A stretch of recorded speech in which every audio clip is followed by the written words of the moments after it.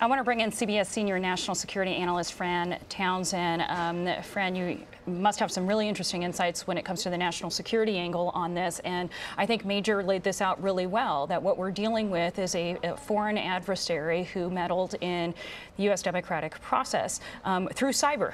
Mm-hmm. So how can that not come up in this 35-minute meeting? And if it does, how would you expect it's brought up?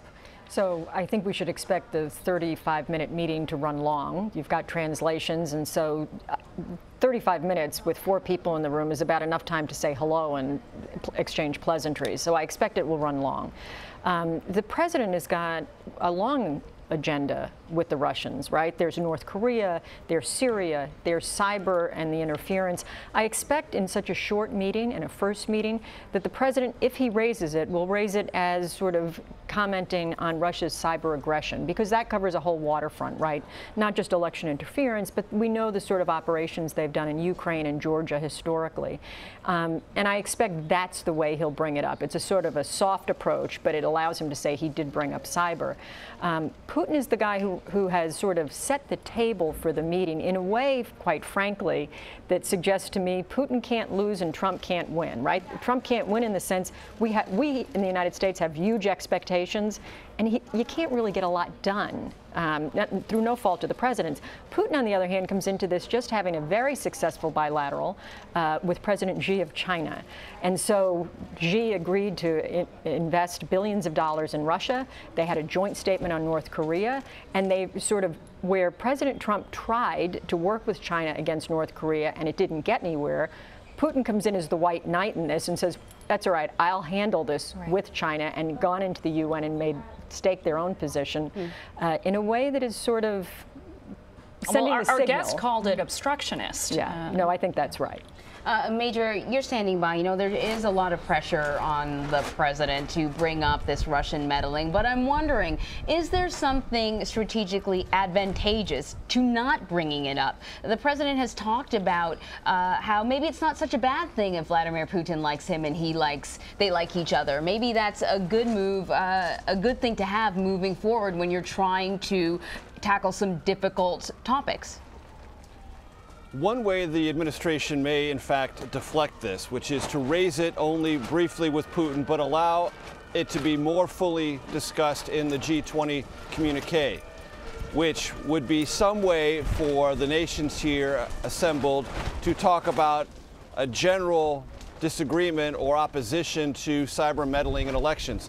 Certainly the Russians would agree to language like that because they don't want anything to happen in their democratic process. And of course, Vladimir Putin has told our own Elizabeth Palmer that the entire question about Russian meddling in the U.S. election makes him laugh because he thinks it's a silly question.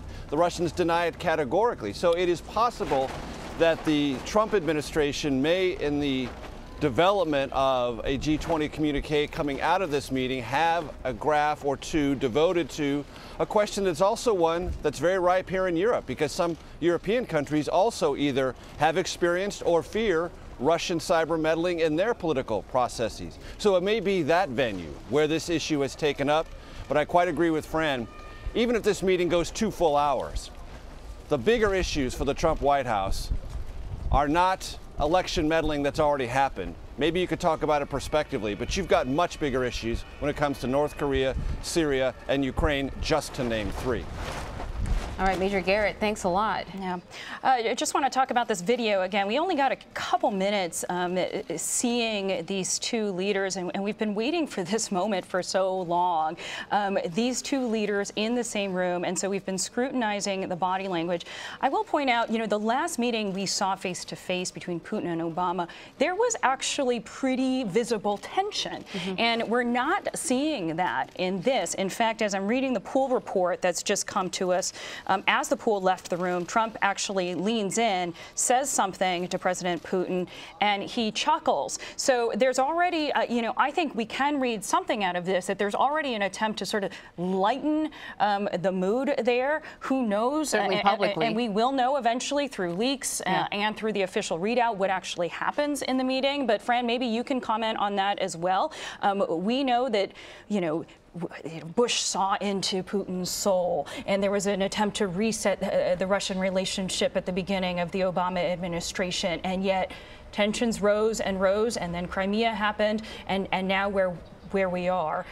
Is there a chance? I mean, certainly from the 2 minutes we saw of that video, we can't extrapolate that, but do you see a chance for a reset? Well, I mean, as you just pointed out, right, at the beginning of every administration, the first meeting is about sort of establishing a relationship. It's not about substantive progress. It's about the two leaders beginning to establish a relationship, and a relationship of trust. That's the big issue, right? When there's not trust, that's when it's fallen apart. In both examples, prior examples you gave, you know, I think that it's what Trump is going to have to do is test this relationship to see if he can trust Putin. One of the things he may decide he's going to test him on is Snowden. Right? Trump, that would be a huge tactical win for President Trump if he was to be able to strike some agreement to get Snowden back to the United States to face charges. That's a big leap, right? But he's going to have to look for small wins. It's unlikely that you're going to find a discernible small win in any of the big issues that Major rightly talks about, Ukraine, Syria, or North Korea. Those are big strategic issues. Another issue I heard brought up is the fact that a couple years ago, Russia banned adoption of Russian children by American couples. So, you know, you bring up Snowden, but maybe that's another area in which we may see a warming of what some have described as the new Cold War, really, between these two countries. Sure. No, I think that's right. And I think we ought to begin to try and identify what are the smaller, less threatening issues to both sides where they might make some progress that'll allow them to begin to establish a relationship of trust. I want to ask Mark, you heard what Fran had to say. Do you agree that these are some areas where they could maybe find some wiggle room, find a connection, and at least look good back at home? Yeah, absolutely. I mean, the natural contours of places that I think the Trump administration will explore is exactly what Fran laid out, which is some sort of cooperation on Syria, or at least deconfliction and increased military discussions on how to deconflict there. Ukraine, at least a rhetorical announcement of increased U.S. and Russian discussions and potentially bringing in the United States as a party to help mediate the conflict in Ukraine. And then North Korea, at least the U.S. wants to ensure that Russia doesn't present an obstacle to its own plans in North Korea. These are all areas. But, you know, I think the smaller steps, maybe there's going to be discussion on returning the two compounds that the Obama administration closed. That potentially is something that's been on President Putin's mind in particular. But I think one of the key things is what will President Trump say out of this meeting on where U.S. and Russia disagree? Is he publicly willing to discuss Russia's continued occupation of Ukraine? Is he publicly willing to discuss Russia's past and current and potentially future meddling in elections in the United States and elsewhere? You know, these are areas that you may have a reset, but it's difficult to whitewash the past. And in previous administrations, there's been an interest in kind of letting the Russians go for some of their transgressions. The Obama administration essentially didn't take any action to punish Russia for their invasion of Georgia.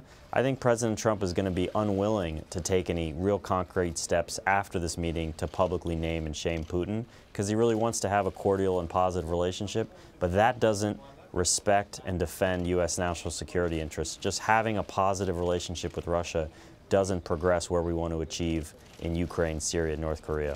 Fran, I see you chomping at the bit there. So I think it's important to note, just this morning on Ukraine, Rex Tillerson, Secretary of State, announced a new special envoy for Ukraine, and that's Ambassador Kurt Volker.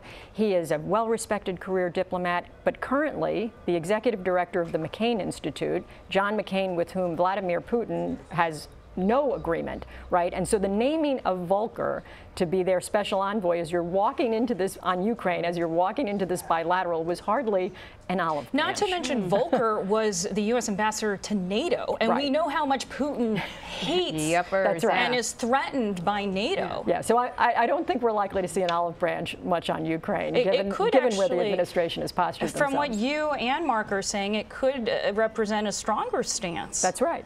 I think that's right. All right, Fran Townsend, Mark Simakovsky, thank you for your insights on this really important meeting.